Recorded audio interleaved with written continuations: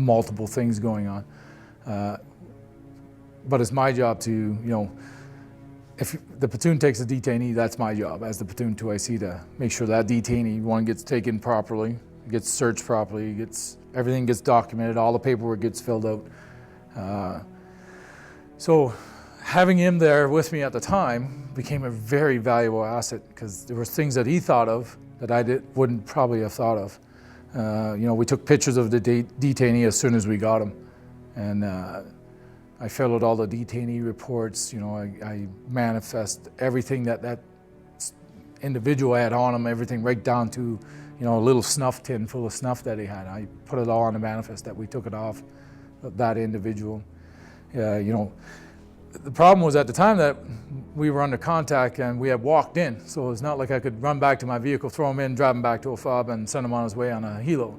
Normally what would happen, you'd call in an air asset, that individual would be then loaded on a helo and gone off to the detainee center in CAF. However, at this time, the air assets were involved in a larger skirmish somewhere else in the AOR. So we had to actually walk this detainee out. So it was about 7 kilometers over rough terrain that I took this individual under my wing. And you kind of feel a little bit very vulnerable, because if the insurgents see you bringing someone out that they know is an insurgent, chances are they're probably going to want to try and take him out. So you all inherently make yourself a very, very big, valuable target to the insurgents at that time. So for about 7 kilometers or so, me and this MP Master Corporal escorted this individual back to our strong point, where we load him into a vehicle and back to my fob. So for that 7 kilometers or so, it was a very hair-raising experience just to make sure we got him out alive. Because once you take him into your custody, he's now your responsibility, and you're responsible to protect him at all costs. So once he was in my custody, I took it upon myself that, if they want to kill him, well, they're going to have to go through me. And if I was actually willing to lay my life on the line for a detainee I'd just taken. And all of my soldiers are willing to do the same thing, because they react to the way you react.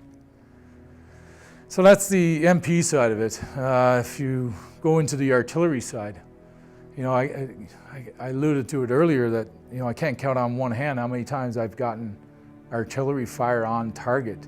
And these guys with those new 777s are amazing.